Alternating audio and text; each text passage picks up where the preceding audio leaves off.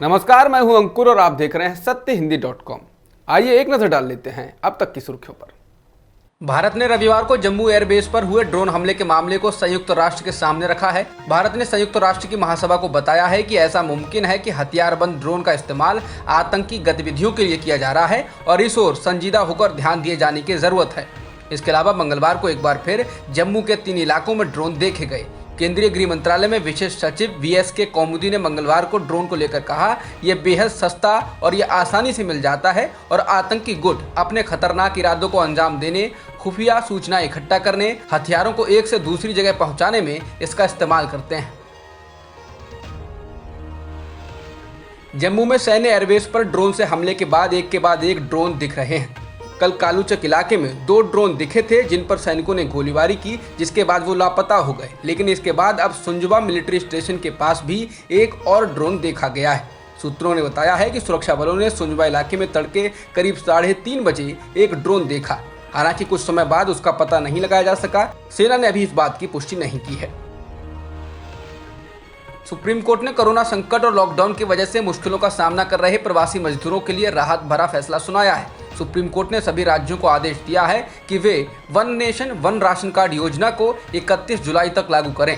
इसके अलावा supreme court ने राज्यों से जोर देते हुए कहा कि महामारी के अंत तक प्रवासियों को खिलाने के लिए सामुदायिक रसोई भी चलाई जाए। सुप्रीम कोर्ट ने केंद्र को असंगठित क्षेत्र के श्रमिकों के पंजीकरण और उन्हें लाभ देने के लिए NIC की मदद से 31 जुलाई तक पोर्टल विकसित करने का भी निर्देश दिया।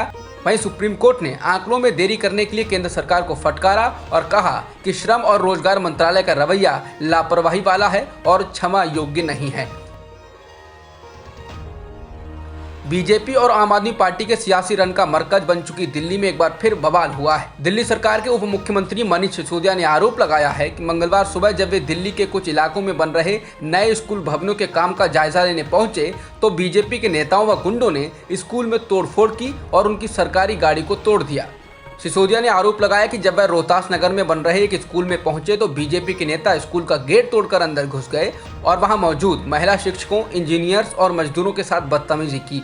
उन्होंने पूछा कि बीजेपी के नेताओं को स्कूल बनने, पढ़ने लिखने से इतनी चिढ़ क्यों है। सिसोदिया इस दौरान बाबरपुर, करावल नगर और गोकुलपुर भी पहुंचे। कांग्रेस नेता राहुल गांधी ने वित्त मंत्री निर्मला सीतारमण द्वारा महामारी से प्रभावित अर्थव्यवस्था को सहारा देने के लिए घोषित किए गए राहत पैकेज को एक ढकोसला बताया है। राहुल ने कहा कि वित्त मंत्री के आर्थिक पैकेज को कोई परिवार अपने रहने, खाने, दवा, बच्चे की स्कूल फीस पर खर्च नहीं कर सकता। राहुल ने कहा यह पैकेज नहीं, एक और ढकोसला है। गाजियाबाद में एक मुस्लिम व्यक्ति के हमले के बारे में ट्वीट को लेकर कर्नाटक हाईकोर्ट से ट्विटर इंडिया के प्रमुख मनीष माहेश्वरी को मिली अंतरिम राहत के खिलाफ यूपी पुलिस सुप्रीम कोर्ट पहुंच गई है। इसने कर्नाटक हाईकोर्ट के फैसले को चुनौती दी है। अदालत ने करीब हफ्ते भर पहले मनीष माहेश्वरी को गिरफ्तारी से अस्थायी सुरक्षा दी है। कोर्ट ने उत्तर प्रदेश पुलिस को उनके खिलाफ कोई कठोर कदम नहीं उठाने का निर्देश दिया है। इसके साथ ही पूछताछ के लिए उन्हें उत्तर प्रदेश जाने को जरूरी नहीं बताया था। कर्नाटक हाईकोर्ट ने यह भी कहा था कि इस मामले पर और विचार करने की आवश्यकता है और इसलिए इसने 29 जून यानी आज तक के लिए आदेश को सुरक्षित रख लिया और आज ही Uttar Pradesh police supreme court में पहुंची है। ट्विटर पर भारत का गलत नक्शा दिखाने के मामले में अब ट्विटर इंडिया के प्रमुख मनीष माहेश्वरी के खिलाफ FIR दर्ज की गई है। हाल ही में गाजियाबाद में मुस्लिम बुजुर्ग की पिटाई को लेकर ट्वीट पर ट्विटर के खिलाफ एक FIR दर्ज की गई थी। मनीष माहेश्वरी का कहना है कि इस मामले में उन्हें आरोपी बना दिया गया है। यह घटनाक्रम तब हो रहा है जब ट्विटर और केंद्र सरकार के बीच पहले से ही नए डिजिटल नियमों को लेकर तनातनी चल रही है। इसी बीच जम्मू कश्मीर, लद्दाख को भारत के बाहर दिखाने वाला गलत नक्शा का मामला आ गया। हालांकि एक ट्विटर यूजर द्वारा इस मामले को उठाने और सोशल मीडिया पर तीखी आलोचना होने पर ट्विटर ने तुरंत ही इस गलत नक्शे को हटा लिया, लेकिन अब उत्तर प्रदेश में केस दर्ज कर लिया गया है। भारत में आज फिर पेट्रोल और डीजल के दाम बढ़ाए गए हैं। आज पेट्रोल 31 पैसे से 35 पैसे प्रति लीटर और डीजल 26 से 30 पैसे प्रति लीटर महंगा हुआ है। बता दें, पिछले 2 महीनों में ही पेट्रोल और डीजल 8-8 रुपए लीटर महंगा हो चुका है, जिसके बाद देश के बहुत से शहरों में पेट्रोल 100 रुपए प्रति लीटर के पार चल रहा है। सबसे ज्यादा महंगा पेट्रोल राजस्थान के श्री गंगानगर में बिक रहा है, जहां इसकी कीमत 110 रुपए प्रति लीटर के पार चली गई है। यहाँ डीजल भी 100 रुपए के पार जा चुका है। इसके अलावा मुंबई में पेट्रोल के दाम 105 रुपए प्रति लीटर के करीब हैं। इसके अलावा दिल्ली में पेट्रोल 99 रुपए प्रति लीटर तक पहुँच चुका है। चीन की भारतीय सीमा में घुसपैठ को लेकर बीजेपी नेता सुब्रमण्यम स्वामी ने पीएम मोदी पर निशाना साधा। स्वामी ने कहा कि वो चीन विवाद में भारत सरकार के रवैये से संतुष्ट नहीं है। स्वामी ने इस विवाद पर इसके साथ ही कांग्रेस पार्टी को भी निशाने पर लिया और कहा कि उन्होंने आज तक चीन की भर्त्सना नहीं की है। इसके साथ ही स्वामी ने कहा कि वो बात अलग है कि पीएम मोदी ने भी कहा था कि ना कोई आया है और ना ही गया है, लेकिन बीजेपी तो आवाज उठा रही है। उन्होंने कहा कि मैं तो हर रोज कहता हूं कि चीन को ठीक करो।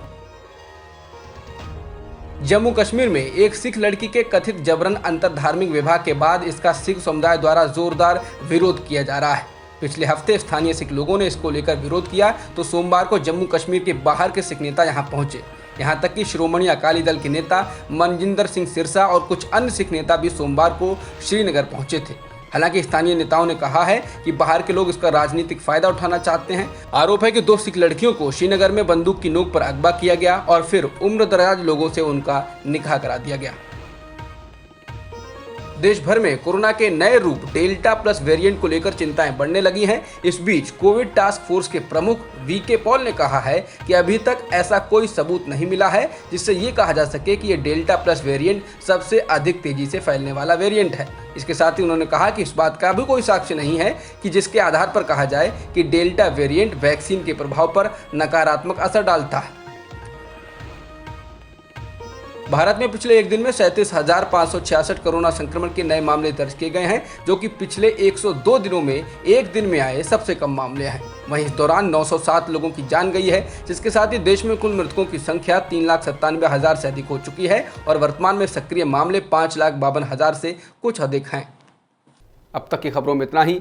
बाकी खबरों के लिए बने रहिए सत्यहिंदी.com के साथ। सत्य हिंदी का ऐप डाउनलोड करें गूगल प्ले स्टोर पर।